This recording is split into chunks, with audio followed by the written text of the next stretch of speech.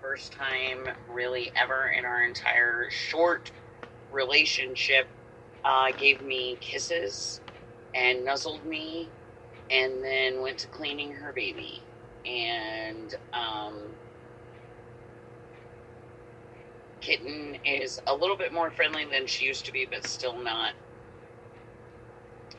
the friendliest. And but you know, she does her thing and she's not mean at all. And then there is baby Elijah. Nope. He was exactly the way he was supposed to be. He had both of his front legs out and his head out. He was just humongous. Again, I did not know this. Now, we recently had to have the vet come out and look at Kitten because she got something done to her face. We're not exactly sure what. It got infected, but had to come out. And we started getting that taken care of, and it's pretty well squared away now. But during that time when she was here, she gave an examination to both of them, which was a great exam. They were extremely well, but Kitten was a little underweight now. And she was kind of giving me a little bit of a hard time about that, and saying that I needed to take Elijah off of Mom, that he needed to be weaned. And I'm like, now wait, I thought that they were supposed to nurse for a year. And she said, yes, they are. But if they have decent size at 8 months and on, we can wean them. So by his size and all, I'm sure he's about 9 to 10 months. We need to get him off Mom so Mom can get that weight back up. And I was like, but wait, he is 4 months old. And her jaw dropped to the ground. And she said, are you sure the breeder got the date right? And I said, ma'am, I pulled him out of her. I'm positive how old he is. And she said, oh my gosh, he's huge. So apparently she just needed help because he was huge. And this was her first baby. Llamas also carry for an entire year, almost. It's 11 full months. Just about.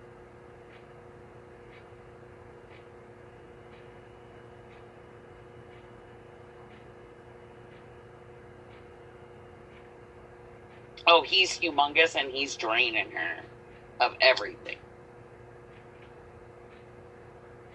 And then the vet, like, totally recanted everything when she found out he was 4 months. She was like, no, we can't wean him for at least another 4 months. But in 4 months, you pull him off her.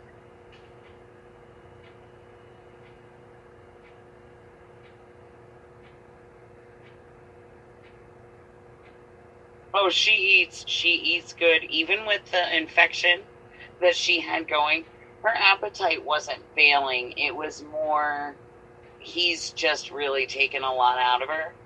And I didn't know that he was oversized. So I hadn't really upped grain for that or anything. And so thus I've corrected that. She's put on quite a bit since then too. And, you know, as soon as she dropped him, she was already, oh yeah, he is huge. He is a big boy.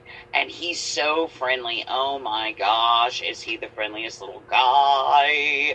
He gives kisses and nuzzles and snuggles all day. Oh, I love my baby Elijah. He's the best. Like, when I got Kitten, it was super cool because I got to say had a lot. But I didn't really get to interact with Kitten a lot because llamas are very personable, and they also bond. And unfortunately, I got Kitten from the breeder. She was already 5 years old. She was already bonded with the breeder. And so thus, she's fighting that bond with us.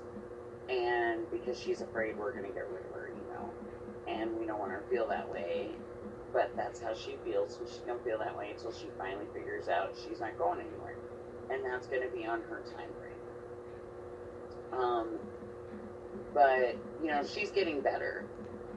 She loves my son. He can pretty much do anything and everything with her. but the rest of us not so much. But baby Elijah is the sweetest little guy, and he is my like llama liaison. Even the vet was like, this guy is the friendliest llama I've ever met.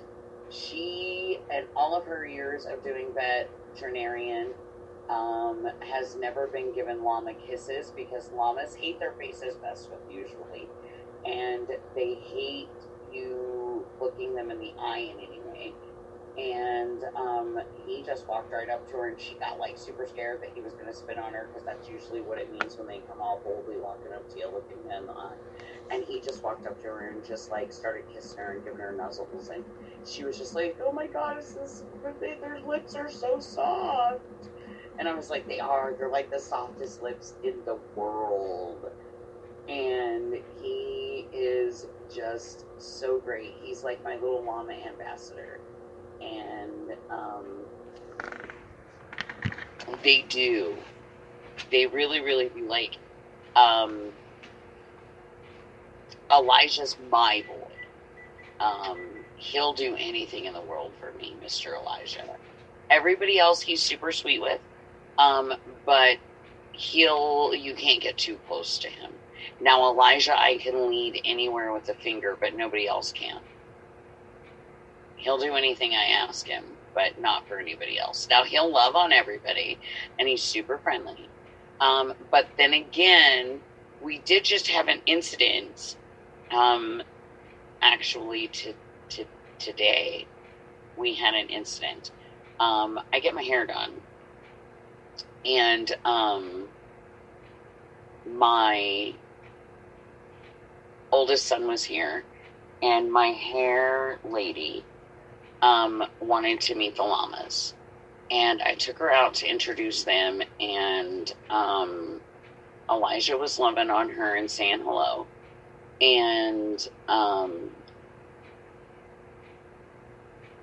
my son came out, and he was like kind of doing his thing, whatnot, and Kitten was over there kind of talking to him, and I call it talking, but you know, and Elijah's over with us, and he really showed that he was my boy, because all was great, and Nay went to pat me, and that was fine, and he did great with Nay. Nay loved him, and then she left, and my older son and I were out there, and he came rolling up on me super fast, and he had this thing, and Elijah's loving on me, and then he stopped and was loving on my oldest, and my oldest thought he was going to play this prank, and he had like the handle of the pitchfork, and he was going to like, I guess, bop me with it, and Elijah bit him before he could bop me with it.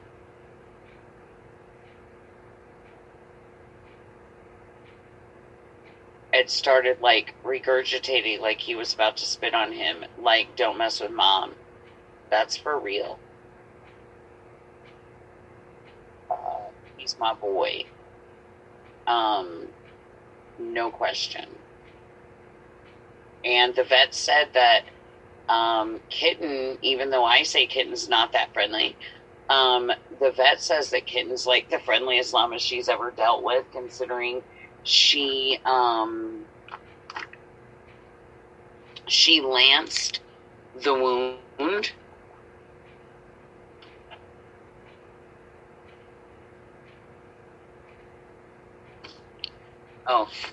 Considering she lanced the wound with absolutely no anesthetic or painkiller yet, and she didn't even offer to spit on the vet. the worst thing that she offered to do, her moment of rebellion, she laid down. And that just made the vet's job a little bit easier. Oh. Right. And the vet was like, yeah, no, any other llama that I would be dealing with, I would have already been spit on at least once by now. And she went through the whole process, even getting her face squeezed on, everything, getting the shots, everything, dealt with it. Total champ, never even made a bad noise. And then even cooed at the doctor when everything was finished. And cooing is a love sound that a llama makes. It's a very weird noise. I can't describe it. I just say cooing.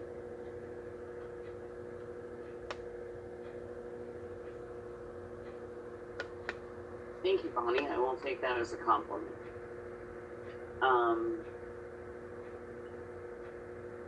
You know, Elijah, we've been able to have hands on since the day he was born, which, hey, he's my boy. And I was technically the first thing he ever really looked eye to eye to, because, you know, I pulled him out. That was the longest baby ever. It was like delivering a giraffe. It was crazy. It was so long. You can ask Scarlett. She saw all the pictures. She was like, holy crap. I was. That's a true story. It was just awkward. Llamas he was all legs. Yeah, llamas have awkward births. Yeah, legs and neck, man. Legs and neck for days. True. It was an incredible experience. I just wasn't expecting to have it. So the Lord bless us with the second llama, and now we have a male. So now I've got to take Kitten and rebreed her to a different male and get hopefully a female, and then I will have a female that I can breed to Elijah, because the same mother doesn't matter as long as they have separate fathers. And then I'll have a breeding pair. Like I said, the ram died, but he was delicious. I didn't like the ram. I'm not gonna lie. I hated the ram. I couldn't wait to kill him anyway. So I wasn't necessarily mad that the Lord found a way to kill him, and us just have to finish off the job, because when it comes down to it, you know, it's hard for me. Oh, he stood up within 2 to 3 minutes.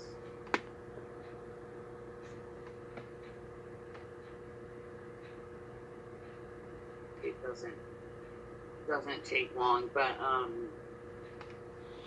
it takes a minute for him to learn to pick up that head. That head pretty much like drags the ground. Okay, llamas are extremely vulnerable when they're on the ground. So when they deliver, they usually do it in the early morning. They usually do it surrounded by their herd. And the baby is usually quickly up on its feet.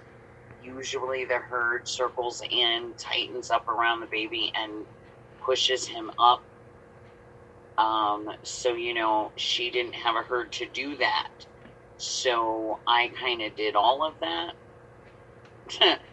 And picked him up, put him on his feet. With Mom's help, she was on the other side pushing him up, and I was on the other side pushing him up, and we did it together. And then, so he was up within 2-3 minutes, and he was nursing within 5.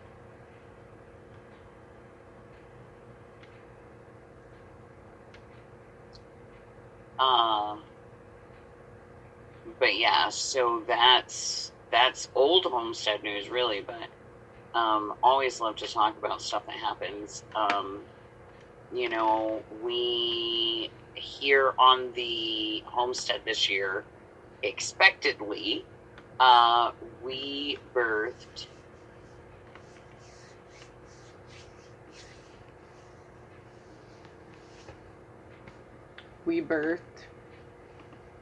I'm counting.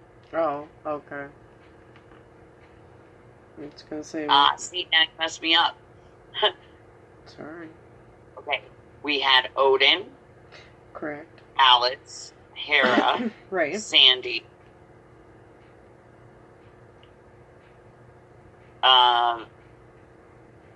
The one that went to Felix. Right. Do you have Malibu I feel still? like I'm missing one. What about Malibu? Who? Malibu. Malibu we didn't birth. Where'd you get that one? Malibu we bought, because remember, Malibu is our papered Nubian, American Nubian I thought dairy that was the other one, but okay. No, that's Malibu. She's also moon spotted. Right. I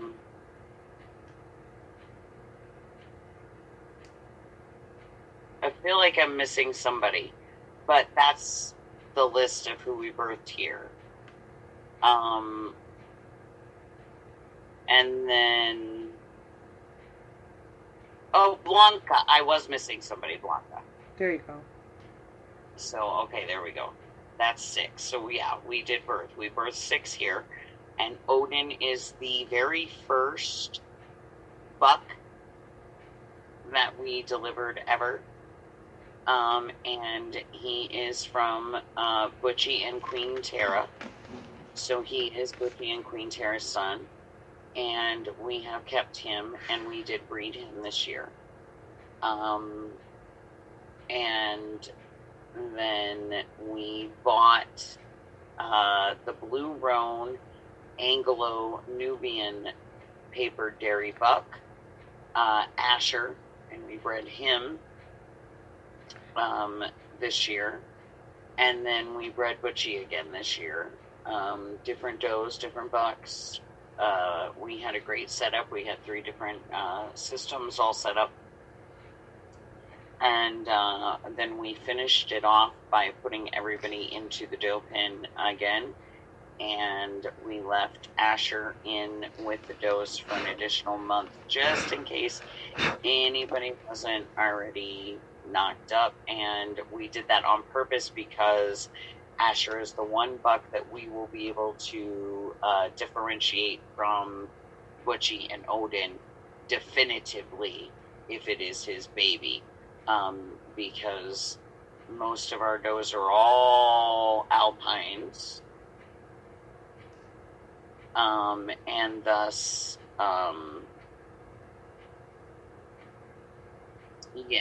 thus they,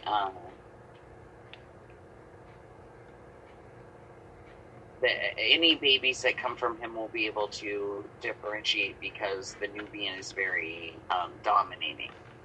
So we'll be able, plus he's got a very rare color. When you say midwifing goats and llamas, yes, Bonnie, you are 100% correct. I do a lot of midwifing to goats. I actually had to help Queen Tara this year because Odin was too big for her. His head was humongous. But once we got his head out, she finished the rest quite quickly and on her own. Her daughter from last year, Hera, accidentally, but I guess not accidentally because the Lord does what he wants. And Hera gave birth and shocked us all because none of us even knew she was pregnant. And she gave birth to Hera. And she needed a little bit of help because it was her first time.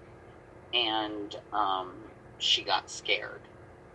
Not because she couldn't do it on her own. She just got scared. And I had to go out and just love her. I didn't really have to pull or do anything to get Hera out. I just had to comfort Thea. And I did have to assist Lily It was her first baby. We didn't know it was her first baby. We don't know what breed Lily is. Lily was one of 2 does that were brought just to breed to Butchie so that the person could get milk and have babies. And then when they got here and they saw my setup, they decided that I should just keep their goats because they could not take care of them the way that I could. And thus Lily and Valley became part of the herd. And we don't know their origin, where they came from or anything of that nature, because they just wandered into his yard one day, and a year later he's like, so I want to breed them. So this was apparently Lily's first, and so Lily needed a little bit of help because her girl was a little large. Nubians are a little bit larger of a goat, Bonnie, but Butchie is not a Nubian. Butchie is 75% Alpine and 25% Boer. And there is also a difference, Bonnie, between the Anglo-Nubian and the American Nubian. The American Nubian has the slender, longer necks. The Anglo-Nubians, which are the original breed, have the thicker, more cow-like bull neck.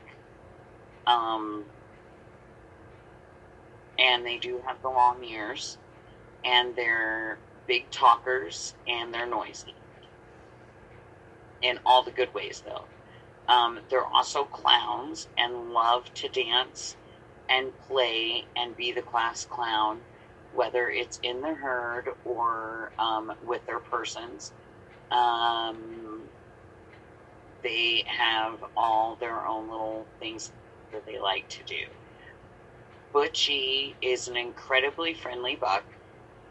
And you can find pictures of a lot of these guys on Queen Tara's page. She posts a lot of pictures. And Butchie is our main guy. Like I said, he's 75% Alpine, 25% Boer. Now, Butchie we got originally, he was supposed to be a wether, and he was supposed to be butchered out. Well, the Lord decided to deliver us Butchie fully intact.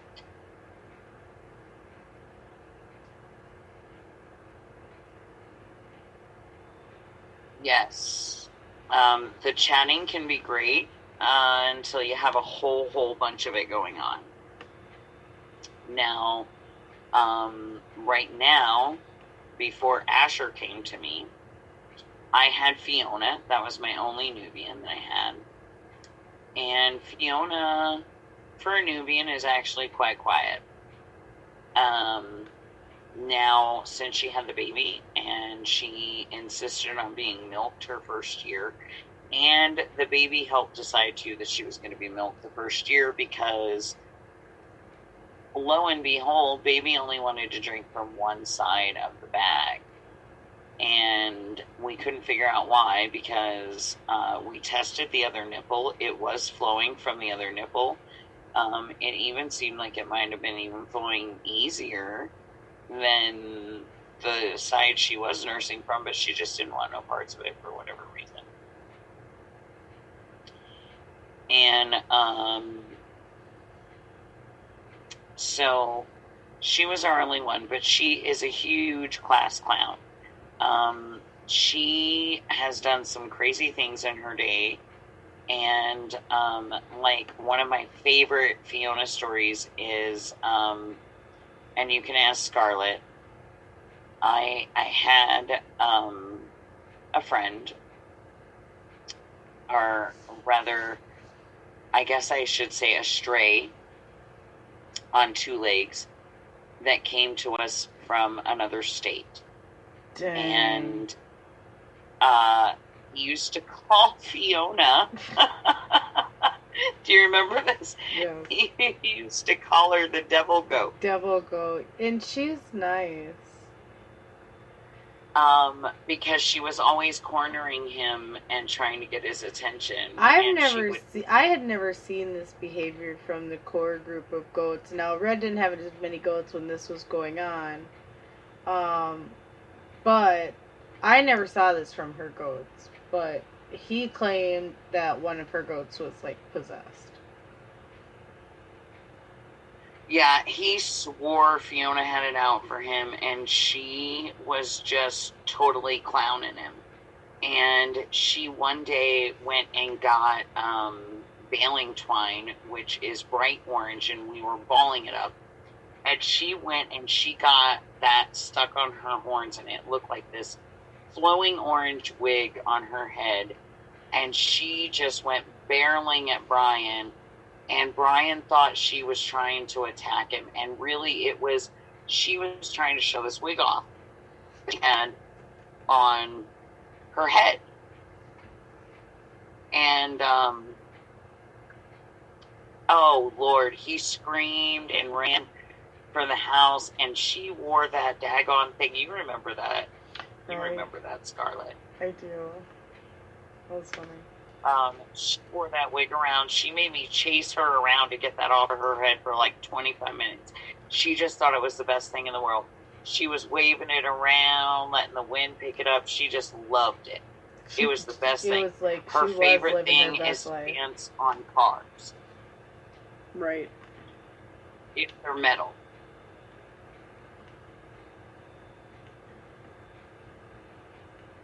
Loves the sound of her hooves on cars. And the stray, the particular stray that I'm talking about, had to borrow my car, and Fiona likes to jump on my hood and dance when I pull in, because usually when I come home in my car, I'm listening to music, as was this stray, and so she would jump on the hood of the car and dance. And he would freak out and think she's trying to, like, trap him in the car and attack him. And then he would go to open the door and she would jump down and he would feel like she was trying to attack him. And it was really that she thought it was me.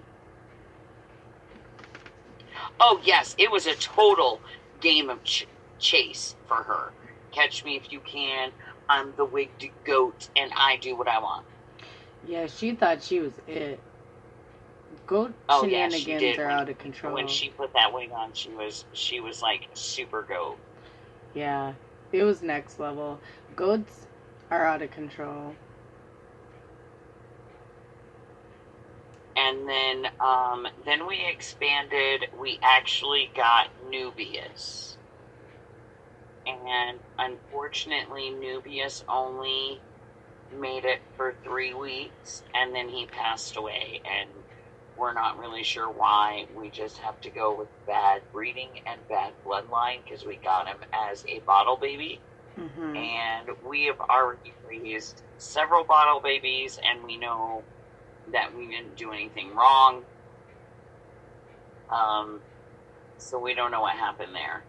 And then, but that led us to our blue roan boy, which is incredible. Asher, and he is, even though Butchie is super sweet, he is by far the sweetest. Asher is by far the sweetest buck. Even with the girls and the does, he's even more, I don't know, like royalty. He's got a more royal, a regalness. Yeah, a regalness to him that the other ones don't have. And he is 100% Anglo-Nubian. So he's actually going to be really, really big, and he's not that big yet. But Tara took a really, really big fancy to him, and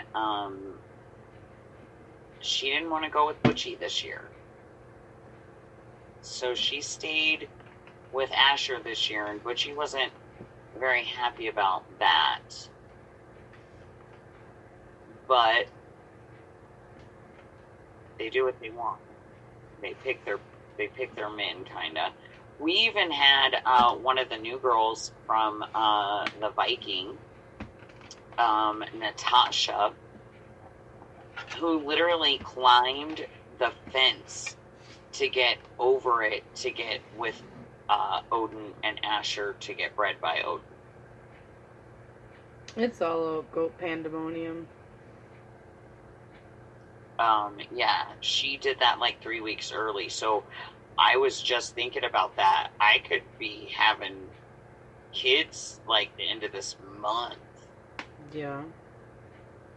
Because she went in there so much earlier.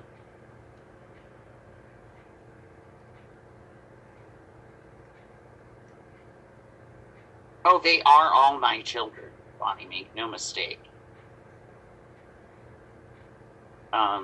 I love each and every one of these goats. They all have names. They all have personalities. Before all these goats were given to me, I only had Butchie and Queen Tara and Fiona, and nope, Mama or Shirley Goat had already passed away. So we didn't have her. And then we had Mario and Luigi. Right. And that was it. So we bought Asher to be a buck because we only had Butchie as the buck and we needed another buck. So I got him. And then I bought Malibu. And her name actually is Malibu Rum. And she is a moon-spotted, papered dairy American Nubian doe. And she's 100% Nubian. So her and Asher got bred this year. And we'll see what comes from the Anglo-Nubian and American Nubian mix. And then I bought her. And I was going to buy one more. And then the Viking gave me 3 that I didn't even know he had that were hiding in his backyard.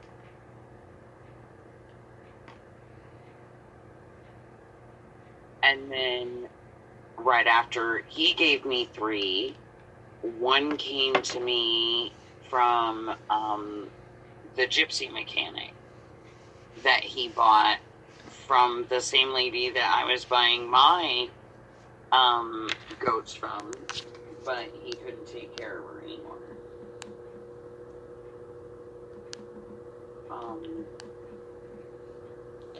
Goats are a responsibility, that's for sure.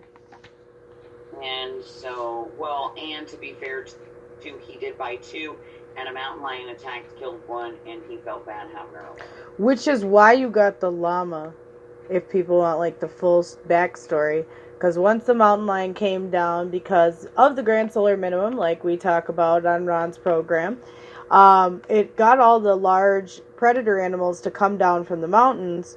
So one of her very close neighbors, goats, got taken out by this mountain lion, which is why she got a llama, because llamas are pack animals that protect their livestock. So this is how you got the llama even to begin with. Right. And then I got the little Mabel given to me. And then I got a call asking me to take 3 other alpine does that are registered. And the Vikings 3 are registered. Dairy alpines. And I don't actually have their papers. Their numbers are on them, and I could get them if I want them. I just haven't really bothered. And then I said that I would take the 3 goats, and the 3 goats ended up coming with the ram that we called Ramses, and Evie, the ewe, and a livestock dog named Cooper.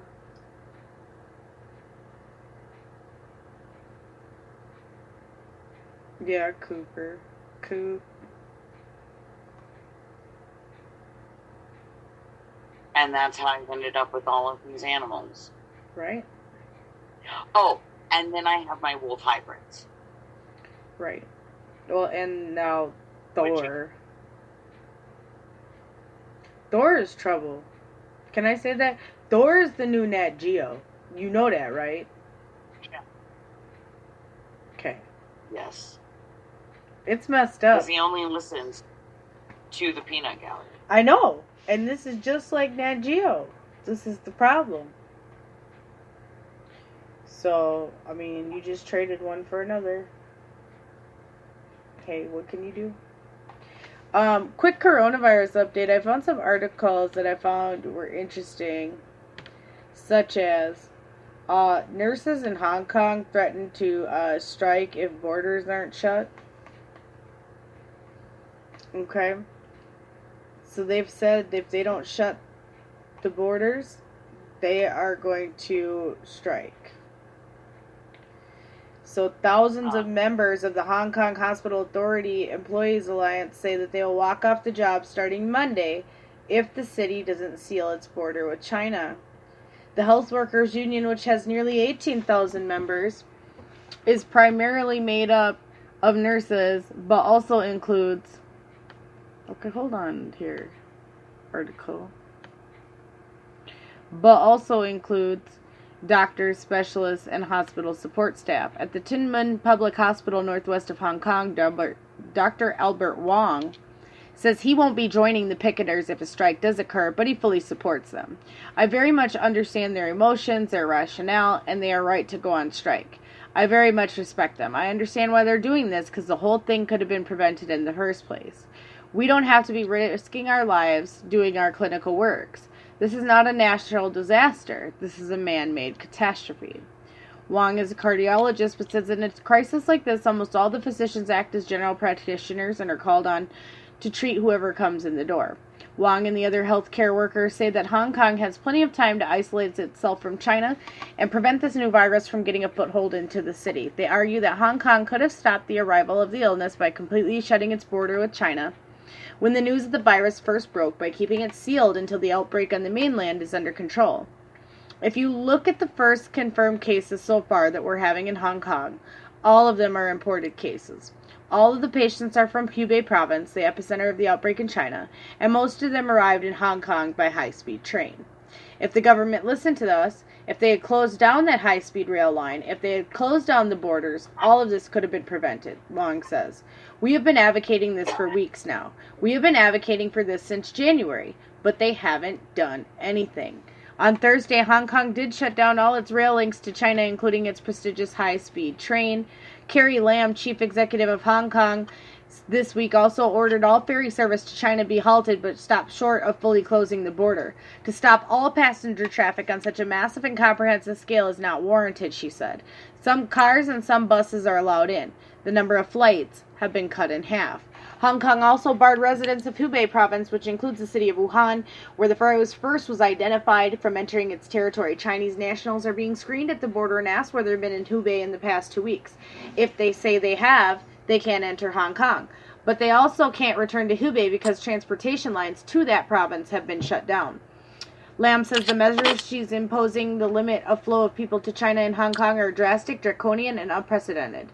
Lam says that sealing off the border at this point is impractical and would primarily hurt Hong Kong residents who would end up trapped in China. There are a large number of Hong Kong residents who are now traveling in the mainland and abroad, and they need to come back.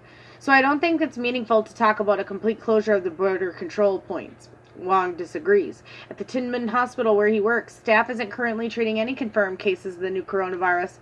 A handful of cases that were initially diagnosed there have been transferred to the hospital authorities' infectious disease center. Despite this, Wong says the outbreak is dominating the hospital, forcing people to work overtime and causing staff incredible levels of stress. Yes, there are no confirmed cases right now, but there are dozens of suspected cases here.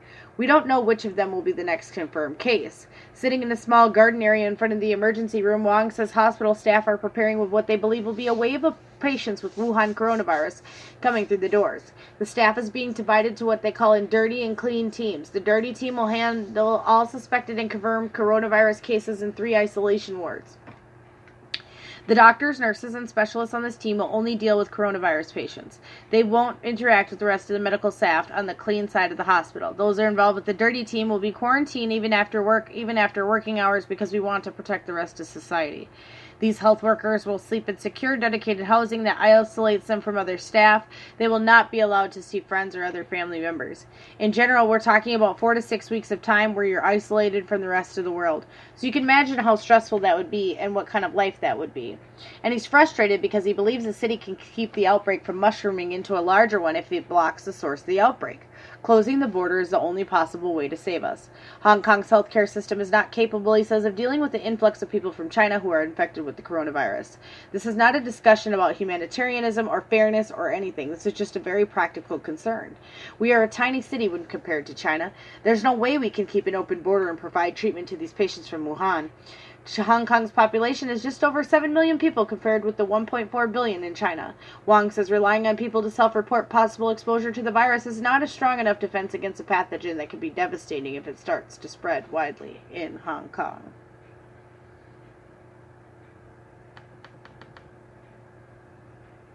So there's that.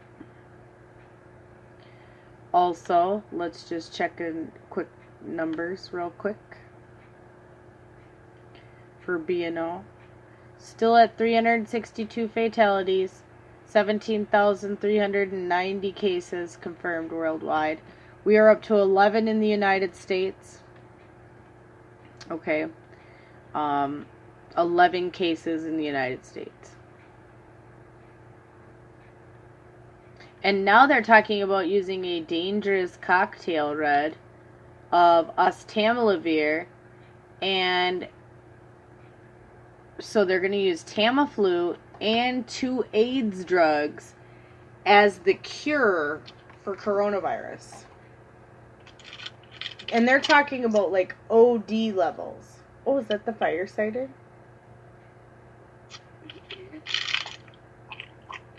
Oh, yeah. That looks wonderful.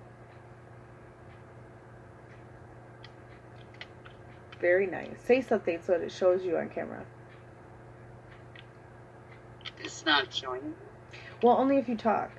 Because then if I talk, it shows me. So you gotta talk to be like, hey, this is the fire cider. Da, da, da. Oh, I had no idea that it didn't show me on camera if I wasn't talking. Yeah, I think if we put it... No, Good I think if we do it like this, it will show both of us at the same time, maybe. But I don't think it does it otherwise. I don't know. I thought it was on there all the time, so good to know. Yeah, so there is the fire cider, everybody. And there is something for it to be said that it was made on 02/02/2020.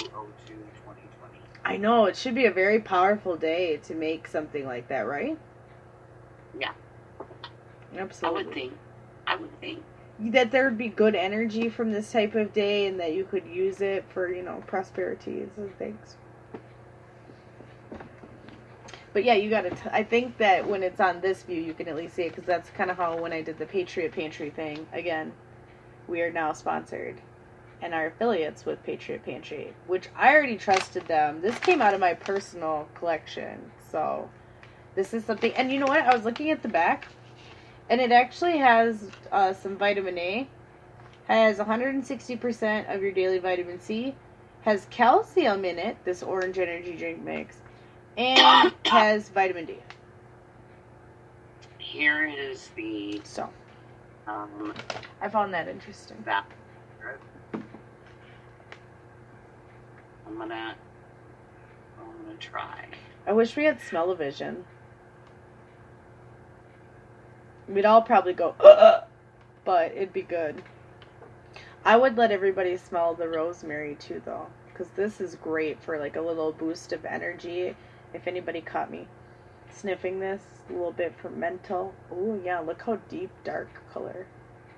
And I know it's an amber jar, but you can still tell the contents are dark.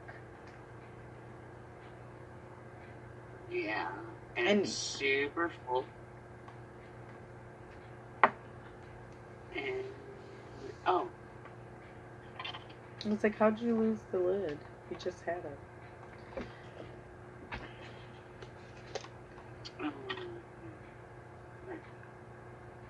Okay.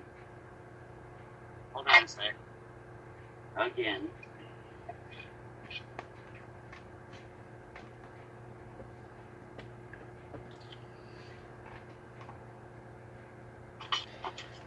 I'm gonna go check the chat really quick. I have another article too. My next article was, Washington Times did come out with an article that I found interesting that was talking about Wuhan has two labs that are, related. Now, what bothers me this week, though, is how much censorship is going on. And we all need to be aware that there is extreme censorship now happening due to this new novel coronavirus. Okay. Oh, is that a dose of it? This is a dose of it. Ooh, fancy. And I haven't taken one yet, so... Okay, well, let's take it on air. Tasty. Let's see how strong it is. We'll watch Red's face.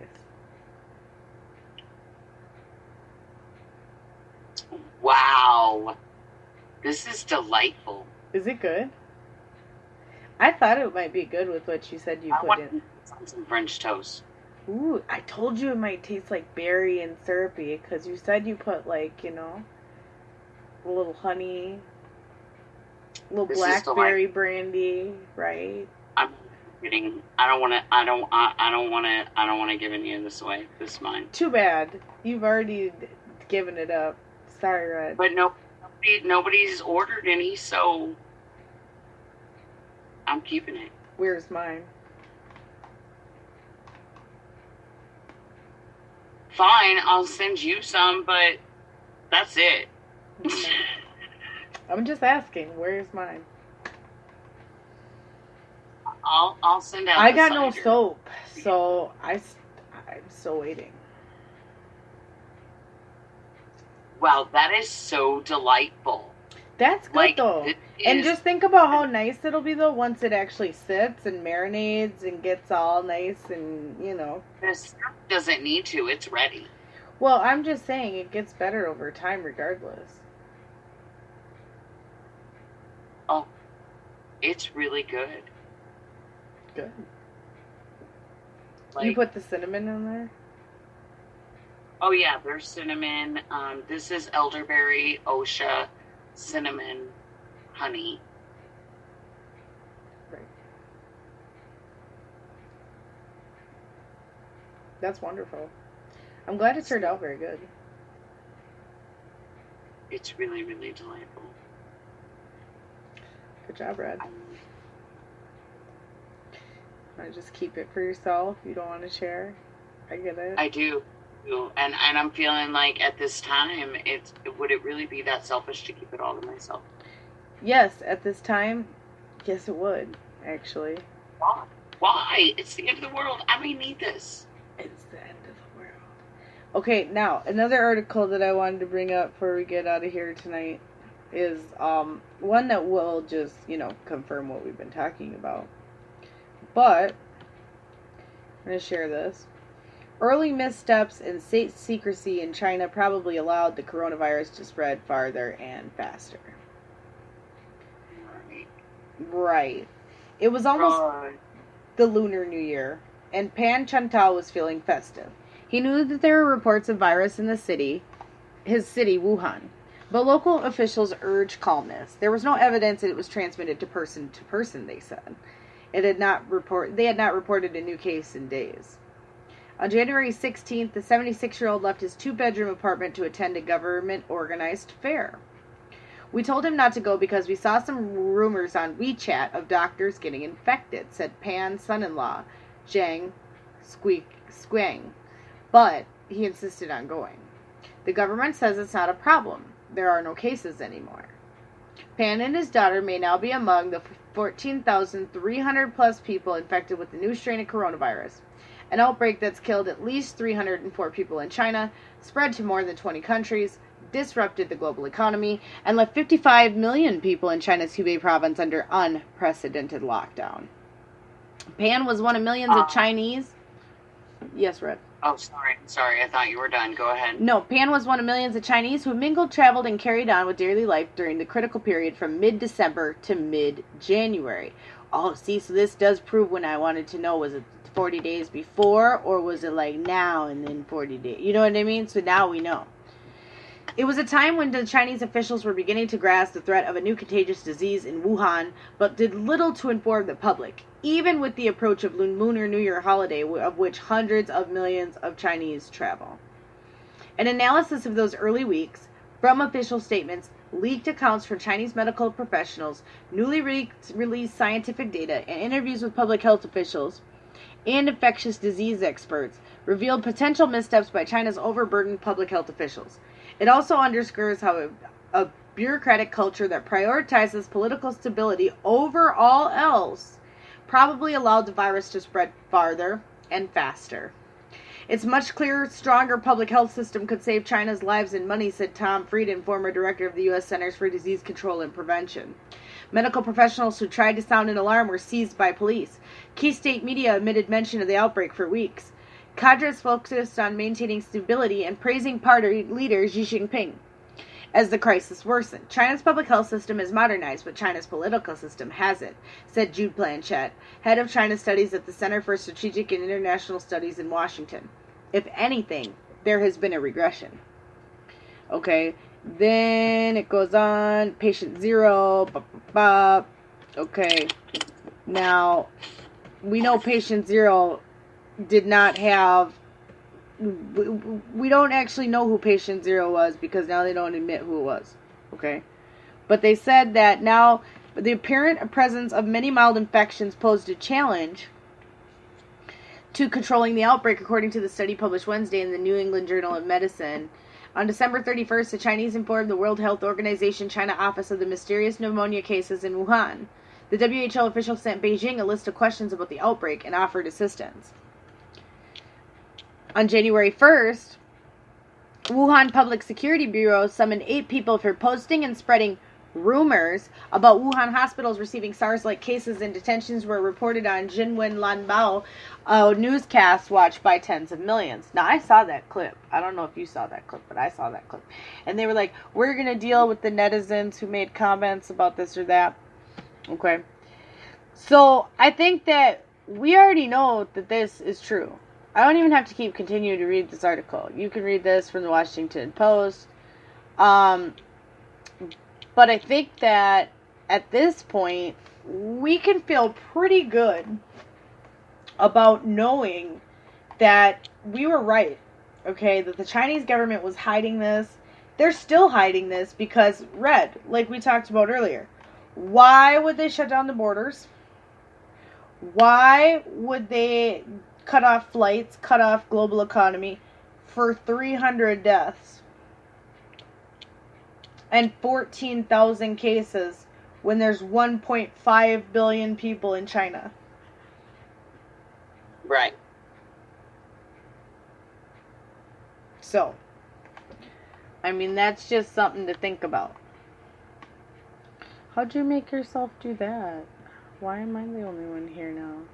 Boo. What? Oh, there we go.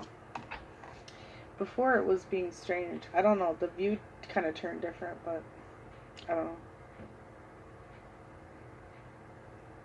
Continue. So I don't know if you had anything else, but that's my latest coronavirus update. We need to think about the herbs that we can get into our bodies to make our immune systems healthy. We need to think about food preparations. We need to think about health preparations. We need to think about decontamination. A friend whose mother is a professional cleaner is going to send us some pictures of some of the stuff that they use for disinfectant. It's all natural, safe, effective, so you might want to look into it. Like I said before, 35% hydrogen peroxide that's diluted is not a bad idea. Vinegar, not a bad idea. Making your own cleaning vinegars, not a bad idea right now either. You could use lemon peel, orange peel. You could use the leftovers from like making fire cider and put it in a cleaning vinegar.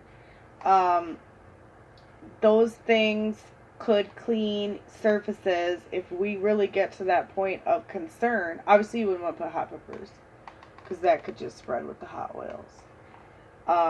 But maybe in like an area like, bathrooms or, areas that you wouldn't be like coming in contact with touching. But things like that we can make cleaning vinegars. Pine vinegar is a great vinegar. I know a lot of people are around pine trees. You can go get, pine branches, put them in vinegar, and now you have pine vinegar. That's a great way to clean things. We need to find ways to disinfect our doorknobs, door handles, doorways. We got to think about the public railings that we grab. We need to think about where we're congregating, who we're congregating with. Millions of people today congregated at the Super Bowl, at Super Bowl parties. Could we see a rise in the coronavirus here, just in the United States, off that alone? Because a lot of people feel like they were waiting till the Super Bowl and to start telling everybody it was getting bad. So I don't know. Did you mute yourself, Fred? No, I'm here. Okay. But, I don't know. People were talking about a false flag, getting sprayed. Who knows what could have been in the fireworks even, I would like to bring out a theory that I brought up personally was, what if the coronavirus is a nanovirus? Why it acts the way it does, why it reacts the way it does, why it, does the things it does. What if it's a nanovirus? What if it's something that is controlled by mechanisms, right? Something to think about. Because nanotechnology could act in the way that we've seen with this virus. I really do believe that.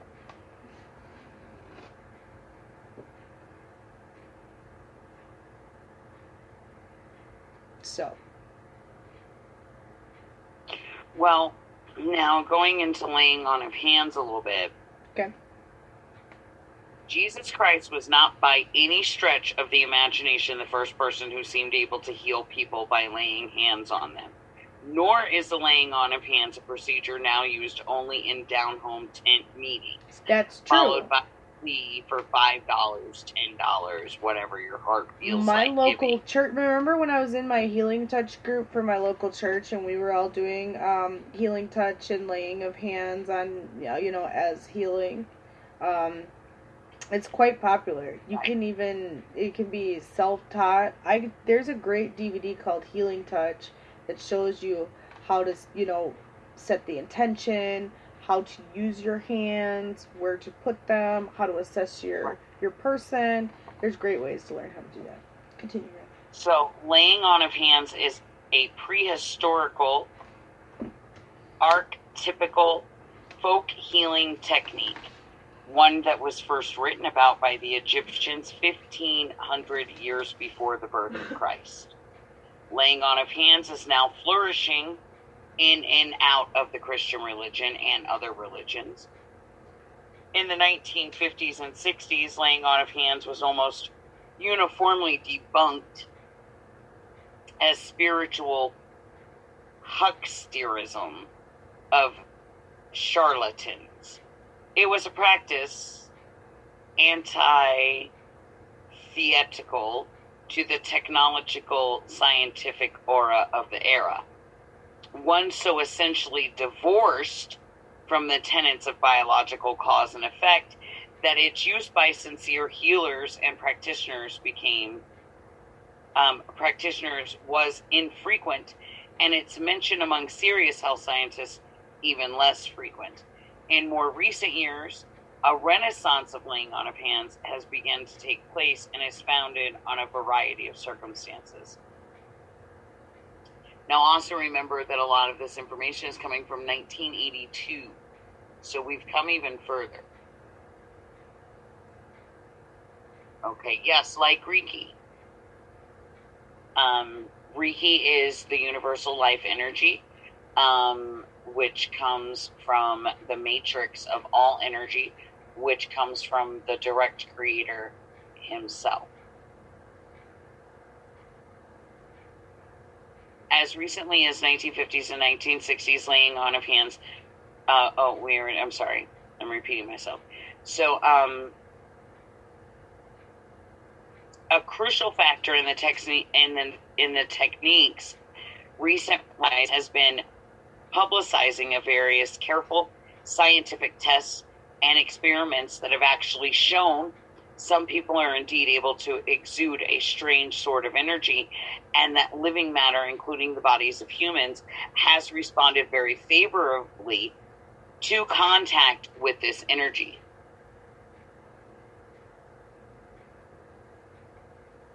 Yes, Bonnie.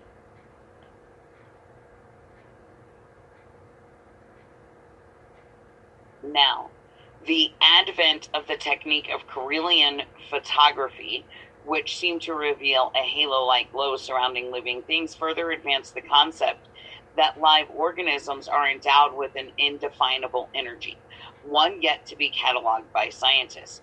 Oriental belief systems, however, which have increasingly interested Westerners in the past decade of the 1980s, have defined the energy for many centuries as prana or kai. Accompanying the recent interest of Americans in the Oriental perspective has been an increased interest in various forms of massage and bodywork, a type of structural manipulation associated with the release of suppressed emotions. Massage therapists, particularly those who practice an energy balancing technique called polarity therapy, have been among those who have approached laying on of hands from a scientific rather than religious background.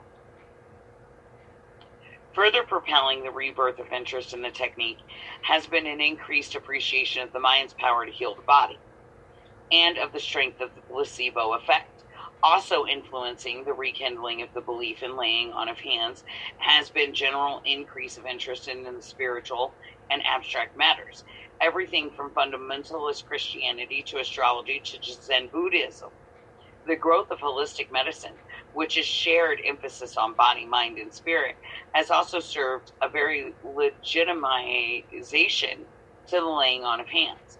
The sum of these factors has resulted not only in less skepticism among the scientists and doctors about the possible effectiveness of the admittedly difficult to understand technique, but also in much more frequent use of the technique by patients from every sector of society. Now, there are now people who actively practice the laying on of hands in virtually every city of America. The majority at this point have adopted practices as an offshoot of their work with massage, polarity therapy, or one of the more esoteric forms of an overall holistic healing program. Many of these people do not associate the practice with religion, but conceive of it as a purely physical form of person-to-person energy transfer. Others practice laying on of hands in either their own small, non-denominational chapels or in established Christian churches. These people credit to divine intervention the physical cures that sometimes occur. Doctors and nurses are now learning the technique in unparalleled numbers. A professor of nursing at New York University, who has become an expert in its derived technique, therapeutic touch maintenance, that anyone with desire, motivation, and correct instruction can learn to do. She has taught the technique to over 50,000 health professionals since the mid-1970s.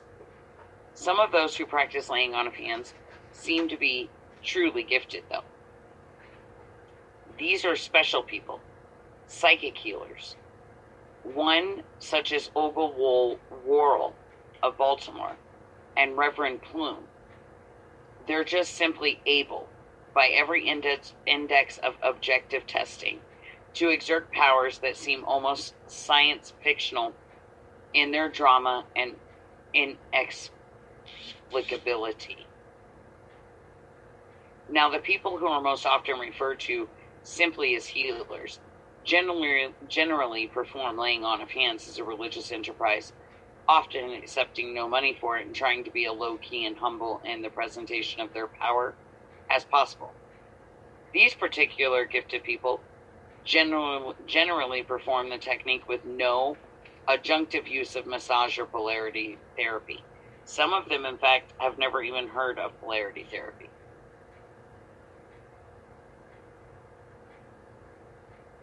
This is true, Bonnie. That's how it should kind of feel. The majority of those who practice laying on of hands, though, are massage therapists, nurses, local ministers, and holistic health practitioners who cannot read minds or move objects without touching them. These people, however, no less committed than the gifted person to the concept that touch can heal. These ministers and health practitioners rarely try to make distinct differentiations among the therapeutic benefits of relaxed nerves and muscles, intervention by God, the placebo effect, or just the good feeling caused by being touched. No one can prove why laying on of hands has precipitated cure so quickly and so completely that these recoveries can be called nothing but miraculous. All that currently can be proven is that the cures have occurred and that they continue to occur. How does this sort of healing, laying on of hands, work? Asked Robert Bradley, MD of Denver, Colorado, who believes in the technique. What are the mechanisms? I and a lot of other doctors want to know the answers, but he does not know the answers. Despite the fact that laying on of hands is basically a mysterious procedure, the World Health Organization recently asked psychic healers to join in their organization's efforts after decades of having shunned them. According to Dr. Timothy W. Harding, one of the former directors of the organization, this invitation represented nothing less than a belated coming to terms with reality. Avon is calling, but Billy Pryor, 52-year-old Palo Alto, California woman, unable to rise to meet her. By February 1973, she had cysts in both of her hips for over 10 years. She could walk only with crutches or canes.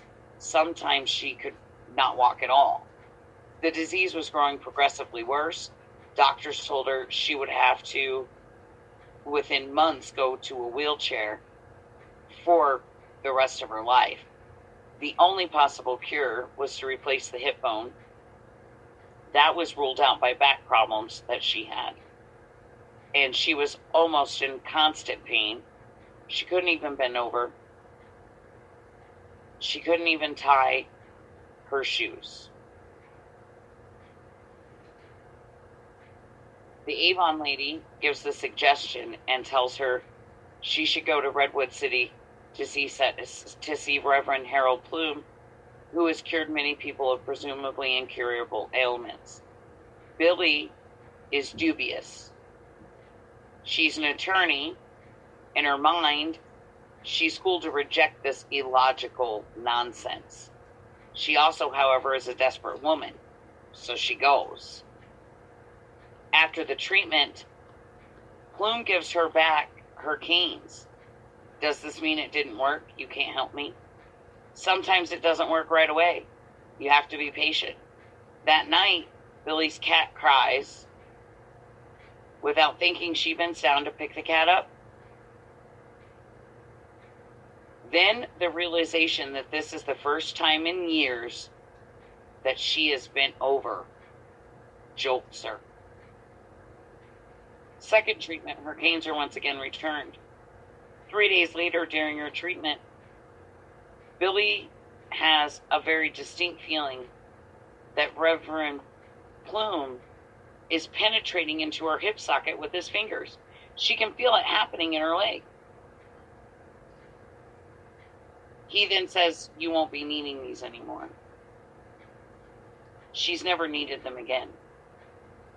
Harold Plume, while he was alive, was a very busy man. As a child in England, he found that he could heal people by touching them and that he was able to see and hear events that had not yet occurred. He grew up with the woman who became his wife, Bertha, and together they worked in healing for most of their lives. 20 years ago, they moved to America, and this was in 1982. So 20 years ago, they had moved to America, and that's where their two daughters were.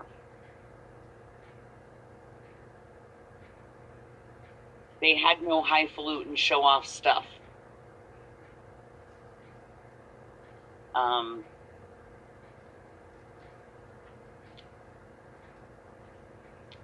That wasn't part of the gig. They were not fanatical, says Miss Plume, who at this time was 72 years old. And at this time also still directed at St. John's First Chapel of Healing. Too main people. There are too many people around who go too far out. They don't try to be parsonical either, though. They don't pound the Bible down everyone's throat.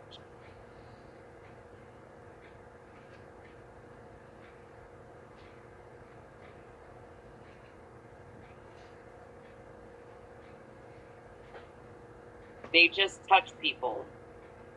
They're informal with no highfalutin show-off stuff. They don't do any kind of fancy massage. There's no heat coming off the hands into the patient. Her husband would never allow sensationalism. You have to be humble, sincere, and honest, and know that the healing comes from God, or the ability to heal will desert you immediately. True. Reverend Plume was an ordained minister, believed that the power that cured people originated from God. He never charged for services, nor does his wife, or did his wife. They accept donations, but do not ask for them. They never owned their own home. Reverend Plume always worked by himself in cooperation with medical doctors. From thousands of people who came to him for healing, there exist documented records of recoveries from ulcers, heart disease, cancer, birth defects, arthritis, diabetes, all of which, defying a medical conventional wisdom, could be classified as miraculous. One of the cases was an army man. His wrist had been determined through x-ray to be completely broken, was healed of the break in one day. Subsequent x-rays following the following day revealed the complete knitting of the break had occurred. After the Reverend died,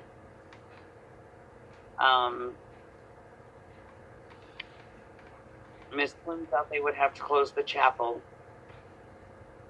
Her husband wasn't 1 in a million, he was 1 in 10 million. He had gifts, and she didn't know how they could go on without him. But he sent word that he'd still be working. He doesn't communicate often, and she's not one of those to say she sees or hears him all the time. She doesn't. You've got to be honest. She has to be honest. But now she puts her fingers where she is told to do extra work. They're not her gifts, they're his. He's more alive than ever, and he's more alive than she is. He's in the real world now.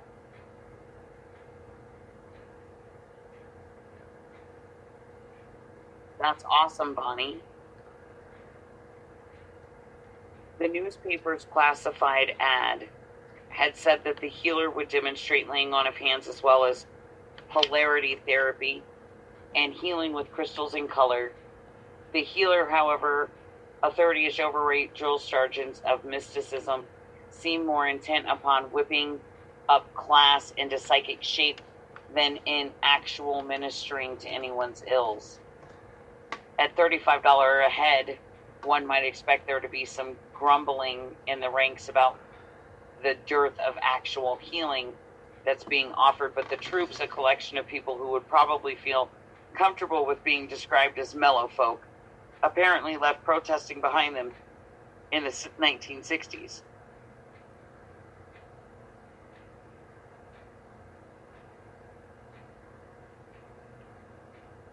The lecture is talking about an astral body or etheric double. It mirrors one's physical body. The astral body keeps a record of everything that happens in the current incarnation. Information that is also kept on tab by Vio, the Archangel Keeper of Records. Everybody gets it. The astral body stores negative energy that people bring on ourselves by being uncentered and polarized and out of harmony with our own essences. The negative energy can be seen by aura scanning and can cause disease within the physical body. The disease can be mediated by intervening with a more positive aura, such as mine.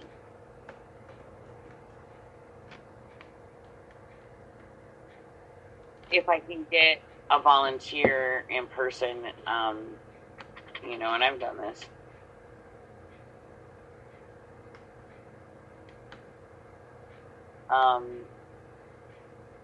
A man in his 20s.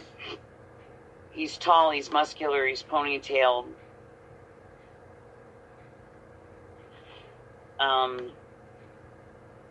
He strips to his underwear. He stands before an entire class.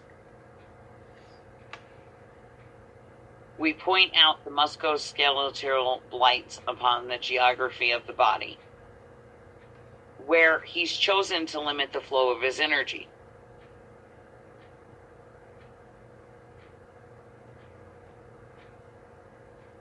Trouble spots, knots and kinks, psychophysical essence. They can bring on some sort of disease. His left pectoral muscle was relatively more atrophied.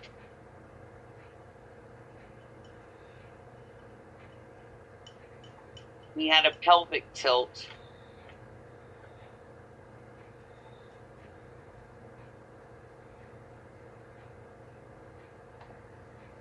He's a little short and his chest is concave slightly.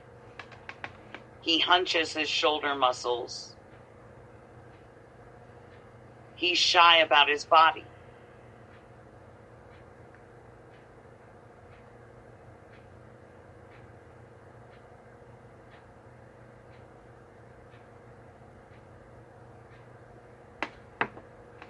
This helps people to see better, right? Like his heart.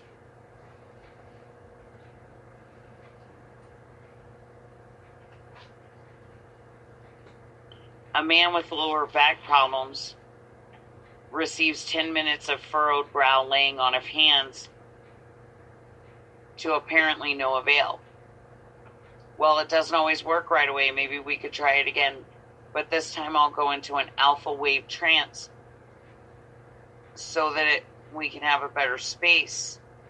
The man doesn't want it, even though this service was offered at no extra charge.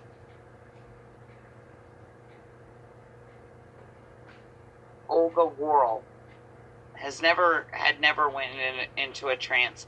She wouldn't even know how. She was one of the world's greatest living healers, perhaps the greatest of all. She lived in Baltimore. It was a Thursday afternoon. She had a healing service at Mount Washington United Methodist Church, a service she had sponsored for 31 years plus. She said, "I'm just a simple garden variety housewife who does things in a quiet way. I know that some people need a circus type, whoop it up emotional situation in which to work, but that wasn't her way." At a church, 100-year-old building, downtown Baltimore, 200, 300 people sat quietly, many old, many crippled, obviously ill, waiting for her. At 74 years old, the woman possessed a warmth, a motherly strength. She'd talk about healing for about 15 minutes. She'd do a silent prayer. People would begin to file up to the front of the church. She and Pastor Robert Cartwright and several other healers would touch them. Some of those who have come for laying on of hands are healthy. Some are ill. Some need to be helped by others to reach the pulpit. Miss Worrell smiles as she touches people and speaks softly.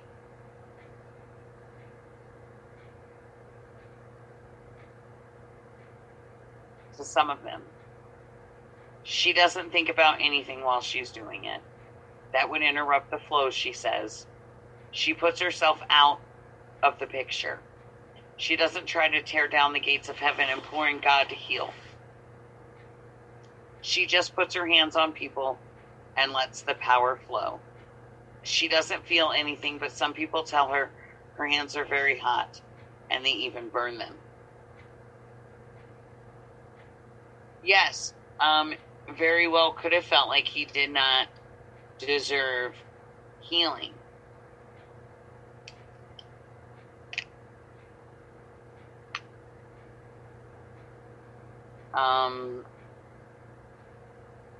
Now, she knows that she has a special gift, as I know the same. And I was biologically constructed to be able to do this. Everyone, though, I believe, just like she does, can do it to some extent. A lot of people can play piano, but there's only one Paderewski. There are healers and there are healers. Nobody can teach someone what they know. I have knowledge without experience, and I can't explain that. I've never become vain about it. It's a gift. It's only on loan. If I was vain about it, I'd be finished. Everyone that is healed through me, all that glory and praise goes to God. I'm just the conduit.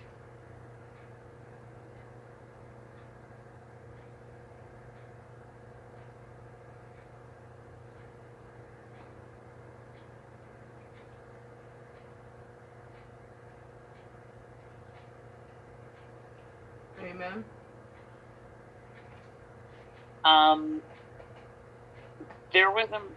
There was a man named Ambrose Warhol, and in 1928, a 22-year-old Olga Rybkik, daughter of a Russian theologian, Hungarian countess, met this young engineer, fell in love. He asked her to marry him, and she didn't want to marry him because she didn't think he really wanted to marry her because she saw dead people. He said to her, "No problem, I see them too." They had come from conservative old country families who had insisted that they keep quiet about their peculiar mystic gift, which had become evident early in both of their lives. Together, though, they began a partnership that was unparalleled in the current era of scientific investigation into psychic phenomena. Until Ambrose Warhol died at age 73 in February 1972. They worked with individual clients in the Baltimore church and with scientists and laboratories, always striving to understand and to be put to good use the amazing powers that they seem to have. Ambrose Warhol was very successful engineer and executive of a large firm and was no more active than any other healer in bringing laying on of hands into the realm of scientific experimentation.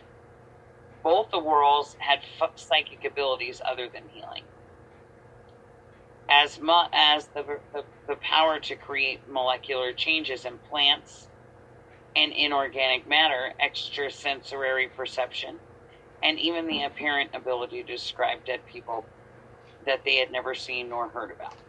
Their abilities were tested scientifically. Their experiments apparently verified the Warhol's abilities are described in several books written about the Warhols. Ambrose Warhol was ever the rationalist, and he wrote a book called The Gift of Healing, Harper and Row, 1976. And in that he said, "I believe that the most so-called miracles are not miracles in any accepted sense, but only the working out of the immutable universal laws on a higher level of consciousness and being than we know.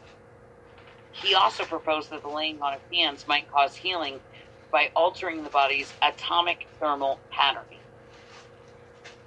He developed an undefined energy passed from the healer to the patient, which he said could be called para-electricity.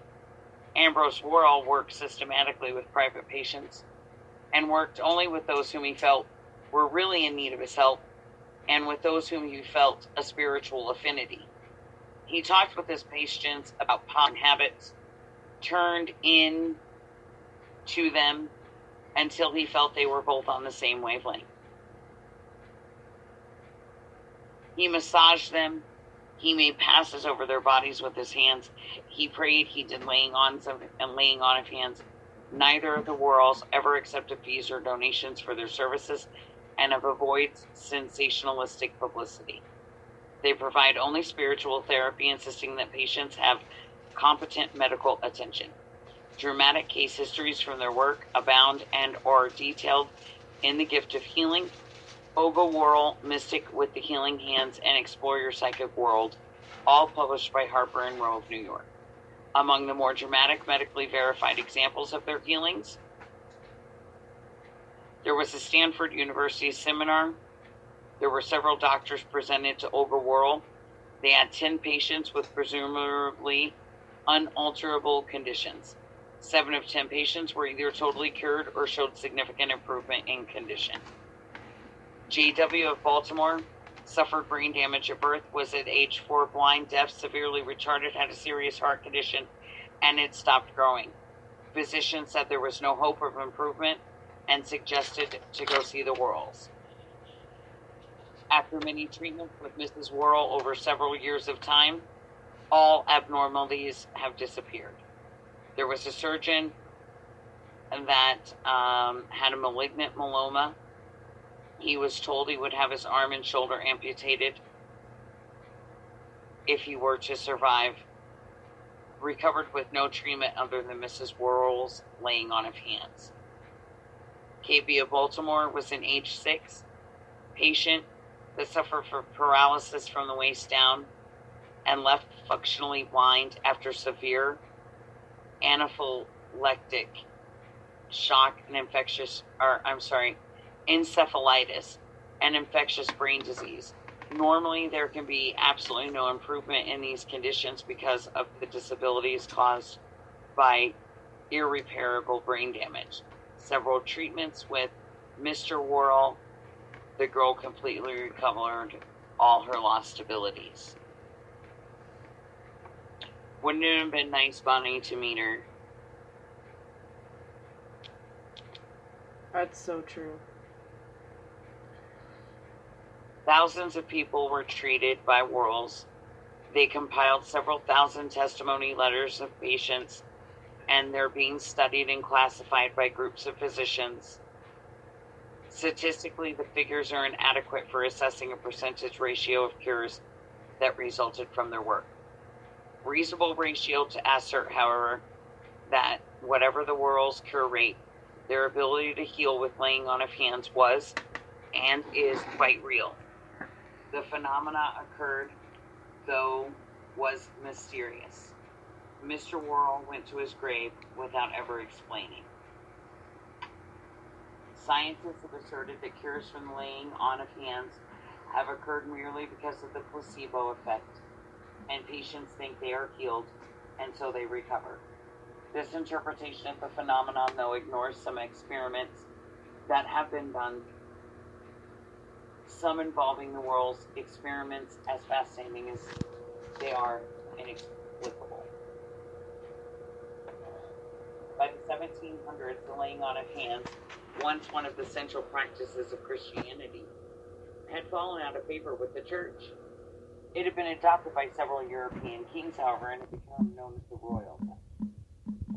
In 1784, the King of France appointed a committee, which included Lavoisier and Benjamin Franklin, to investigate the possible existence of a magnetic fluid that Mesmer, one of the originators of hypnotism, or mesmerism, claimed was the element in patients which responded to the laying on of hands. The King's Committee, perhaps caught up in the first flush of excitement over the area's new technology medicine, concluded that magnetic fluid was a figment of Miss Muir's imagination, and that laying on of hands worked only because of the power of suggestion. The subject was not seriously studied again until 1957. This study was performed by McGill University research biologist Bernard Grad, PhD. Revolutionizing scientific community's perception of laying on of hands. Grad proved, beyond all reasonable doubt, that laying on of hands produced discernible physical effects in mice and plants, living things that are not, one would assume, particularly responsive to the power of suggestion. Grad did not allow the mice, which were uniformly wounded or biochemically disturbed, to be actually touched by his healer, a person well known for successful laying on of hands on humans. Touching the mice, Grad felt, might invalidate the experiment by giving the touched mice physical warmth or emotional comfort. The healer had held his hands over a wire mesh above the box. In every experiment, the mice treated with laying on of hands uniformly recovered significantly faster than the control group of mice. Grad also found that plant growth could be speeded not only by having healers touch plants, but also by having healers touch water that would then be applied to the plants. Grad concluded it is reasonably clear that the observed phenomenon cannot be accounted for solely in terms of suggestion or any known physical or chemical sources. Grad said that the energy that affected the mice and plants, because it passed through the glass and other solid objects during some experiments, may be somewhere in the electromagnetic spectrum. This was published in Ways of Health, Harcourt Brass,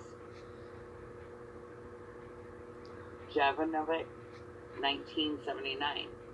Experiments similar to Grad's were conducted by other researchers. In virtually every experiment, the premise that laying on of hands exerted a beneficial effect upon the healing rate tests of animals was proven correct.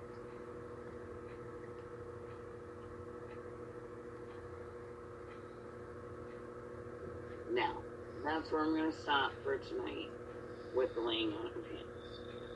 We'll continue more next week.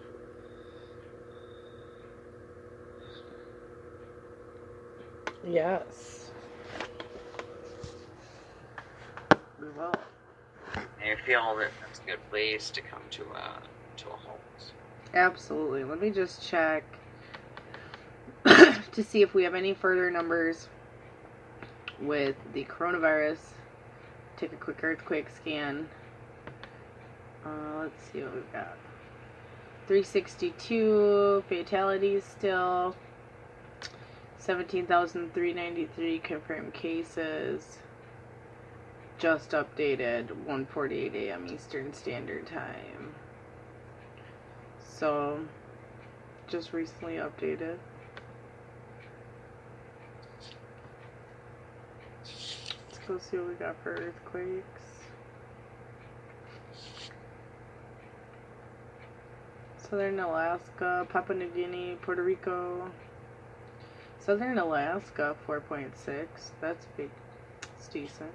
Thanks, Bonnie. Take a quick volcano check. Because, we're definitely watching all of these things happening at once, that's for sure. There's so many things that we're seeing. We're also finding out now that, so Tal, Fuego, Popocatépetl, Sangay, Aso, Sabancaya, and Abaco are all going right now for today, the 3rd of February, 2020. Right. So, we definitely got some activity. Kachiro, Arabujima, Ebako, eruption, flight level 100. Asasan, flight level 30 at Kichino, Arabujima. Sakurajima, flight level 80. Tal in the Philippines. What do we got? See the Volcanic Ash Center, Tokyo, for more information. Okay. What's it say? Advisory. Please see advisory. Doesn't tell us anything. Summit elevation. Doesn't say anything. But I bet you something happened. Because they wouldn't have this alert up there. And we haven't seen Tal in a couple days. So that's interesting. Fuego, Sangay, Sabancaya. Oh, and then the one on Iceland, they say, is still concerning. So we gotta watch that. And we've been having a lot of volcanic activity. Matched with, a little bit of space weather, with a little bit of regular weather. Which, have we all noticed that our weather's kind of slowed down a little bit since this whole... Right? I mean, I'm just saying, for the weather modification crowd, they kind of have a good, they're kind of getting some good backing on that, right? Right. Because all of a sudden this, epidemic occurs, and everybody, we haven't seen any, serious winter storms. We haven't seen, so I just find that interesting. Not that can't change in a moment's notice, but it's very interesting. I'm very glad that we could bring back some good warm memories for you, Bonnie. Yeah, some familial memories at that. Yeah, definitely. I think that's a wonderful, wonderful thing. That is a beautiful thing. I hope everybody can take a little piece of something that we teach you, to just try to give you a different look on life, right? And everybody has, different opinions. Everybody has different beliefs. But what can make us different and what makes society real is that we can, put our differences aside to work together and support one another. Right. And, again, make sure that you get with and get pre-orders in for the cider and orders in for the syrup. Like I said, if I get enough going on that I can restock